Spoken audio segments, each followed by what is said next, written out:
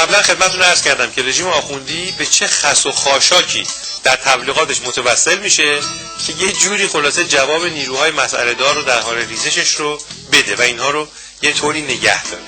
از جمله سوال جوابای تلفنی و بحث احکام میذاره تو تلویزیون. نمونه‌هایی از دورفشانی‌های آخوندانی که تو این صحنه خیلی مضحک نقش بازی میکنن رو هم قبلا با هم دیدیم. مداهم نمونه‌هاش پایان ناپذیره دیگه.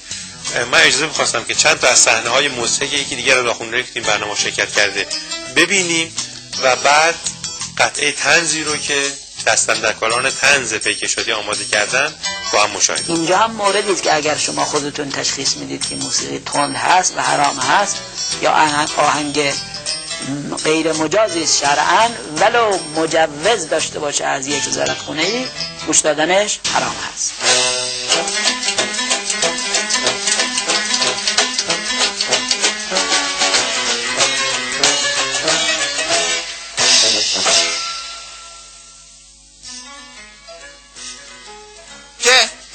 همینجوری بر داری از چی فیلم برداری میکنی آخه؟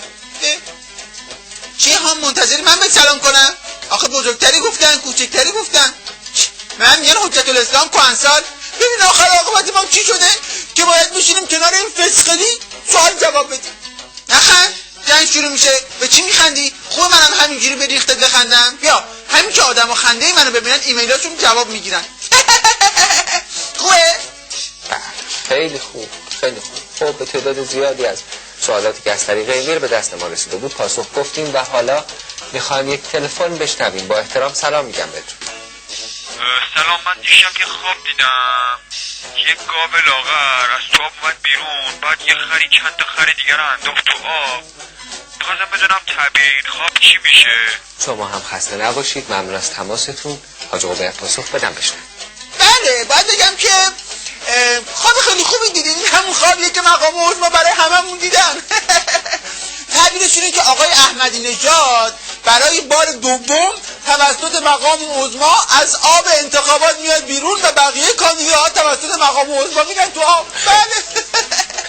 یه نکته‌ای که من میخوام اشاره بکنم بهش و اینجا طرحش بکنیم، یک مسئله که از بچگی با ما همراه بوده و من دیدم و همیشه برای من جای سوال بوده.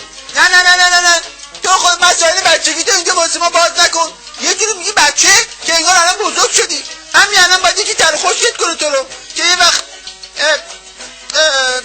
چی بابا الان دانشجوهای بسیجی دخیل بستن جلوی سفارت‌ها، بعد تو میخوای راجع به مسائل بچگی صحبت کنی؟ فندق. اصلا بیا راجع به دخیل بستن صحبت کنیم. به قول امام دخیلتیم، گره بزن تا خفه بشی. کدوم آدم موفقی مثلا از راه دخیل بستن به یه جایی رسید؟ من میگم تفلی همینه دیگه. همین آقا محموده که میبینی، آقا محمود احمدی نژاد، کی فکر میکرد با این وضعیت اورژانسی جسمی و روحی رئیس جمهور بشه؟ من خودم یادم رفته بودم مرقد امام 30 شبانه روز اونجا دخیل بستنش. اولش با نخ دخیل بستن، استاندار شد. بعد با طناب بستنش، شهردار تهران شد. بعد دیدن نه خیر اینجوری جواب نداره، سیم بوکسر آوردن همچی قاطری بستنش به مرقد امام که دیگه همین الانم نگاهش کنین جای این میله ها رو سر صورتش مشخصه. اتفاقا یادم همون موقعی که احمدی نژاد بسته بودن رفتن جونی اومد پیش امام دخیل ببنده که ریشش در بیاد. احمدی نژاد که دید داره کار کاسبیش که حساب میشه گفت بابا اکبر کوسه بخش پوست و مو بر مرقده، اینجا بخش مغز و اعصابه. گفتم آقای احمدی نژاد واقعا رئیس جمهور بسیجی یعنی شو. اگه همه گل‌های خوشبوی دنیا رو هم به پاشون بریزیم بازم کمه. نمیدونی چرا؟ چون پاشون خیلی بو میده. خیلی خوب. ما امروز اگرچه به بخش ویژه گزارشیمون نرسیدیم ولی من احساس میکنم که موضوع خیلی خوبی در برنامه مطرح شد و بهش پرداخته شد که تا به حال سابقه نداشت. توی این 1 دقیقه باقی مونده خواهش میکنم که اگر امکانش از تلفن بشنویم و با احترام سلام میگم. سلام عرض میکنم خدمت برنامه زلال احکام. ببخشید میخواستم بپرسم که ببینم آهنگ‌های مجاز گوش دادنشون گناه هست یا نیست؟ خیلی ممنون. خدا نگهدارتون باشه. زیاد زمان نداریم، بفرمایید. در رابطه با این سوالی که کردید سوال خیلی خوبیه. این روزها اصلی ترین مشکل مملکت ما هم همینه. آب و نون و آسایش و این حرفا که مهم نیست. چیزی که مهمه همین آهنگیه که شما فرمودید. در این رابطه من یه سری تحقیقات هم کردم که آخرش رسیدم به مقولات فیزیک و شیمی. اگر آهنگی باشه که در شما واکنش‌های شیمیایی ایجاد کنه، احوط اینه که گناه نیست. مثل این آهنگ من آوردم، لطفا پخشش کنین. آهنگ شماره 1 رو میگم.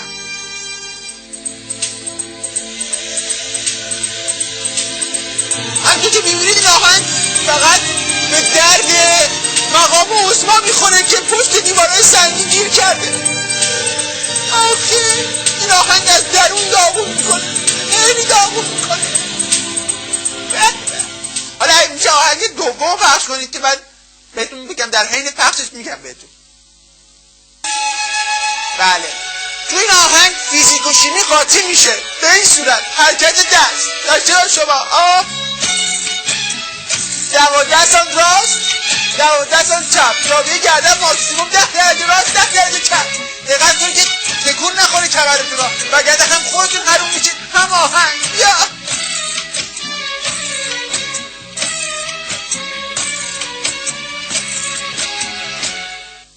بله. اما آهنگ سوم خواهد پخش کنید. سر این آهنگ حرف سر گفتن صدا رو بکن، تصویر بچن. یعنی همه اعضای جواره بیزی که مخش میشن. یا که این حرام اندر حرام اندر حرام. یا بکن بیا.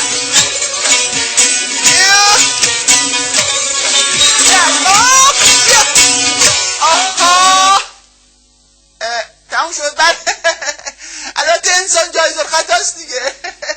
آقا سپاسگزارم، ممنونم. خواهش میکنیم از لطفتون، از همراهیتون. باید خداحافظی بکنیم.